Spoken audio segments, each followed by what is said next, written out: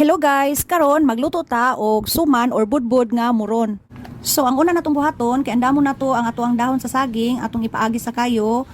Magamit day ta og mani or peanuts. Ako lang sa ning gisangag kay roasted ang atuang gamiton diri. Ako din gigamitan og rolling pin para madugmok ang mani. Pwede ra sad ninyo i-chop.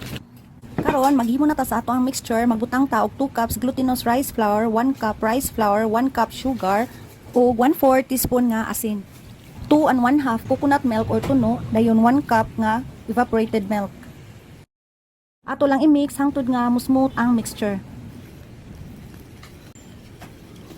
Human nato og mix, maglahi ta og 2 and 1/4 cup nga mixture, ibutang nato sa laing bowl para sa tuang chocolate flavor. Pwede day mo mag-add og 1 teaspoon nga vanilla, wala ko ka-add karon kay nahutdan ko. Magbutang ta og 1/4 cup nga cocoa powder. Ato lang saon para madali lang nato og mix. Atong i-mix hangtod nga makombine og tarong. Mag-add ta og 1/4 cup nga condensed milk.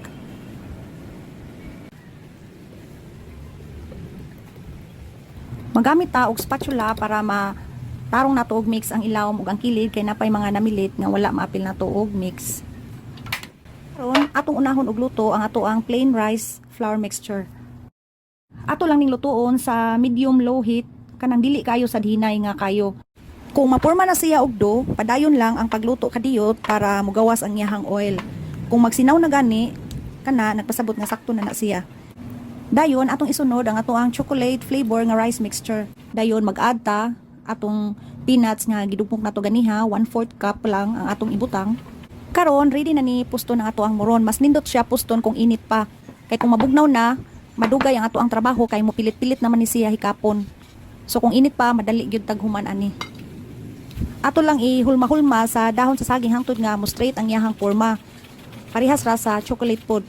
Human nato mapurma ang duha, ato nang itanday-tanday or ibaws-baws nato kanang mura ra taga porma o pinisi ba. Nya apo natong i-roll og balik para parehas ang iyahang gidakon. Karon ato nang i-arrange sa ato ang steamer. Kinahanglan ang ato ang tubig sa ato ang steamer nakabukal na daan before nato ibutang. Nya ato lang i-steam og mga 30 minutes. So human sa 30 minutes naluto na ang ato ang muron. Lami jud kayo atong painit ani guys or snack kay labi na nga panagsara kaayo ta kakaon ani. So kung makaluto ta, matagbaw gyud ta aning muron. Di na gyud ta mingaon. Lami jud kayo siya guys, mura gyud siya og katong among pinalit nga muron, mao gyud siya og lami.